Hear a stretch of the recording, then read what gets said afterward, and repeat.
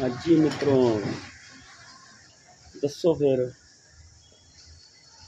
Colour combination किवें दा लगदा है।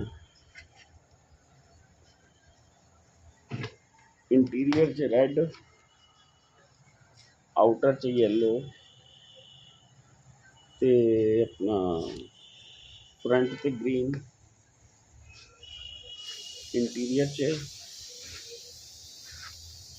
ते आउटर च ब्लू ते पिंक ते नाले ब्लू ते येलो। इधर भी इंटीरियर च रेड ते आउटर साडा येलो। दसो मित्रों किवें दी लगदियां ने पेटियां, जचदियां ने कि नहीं?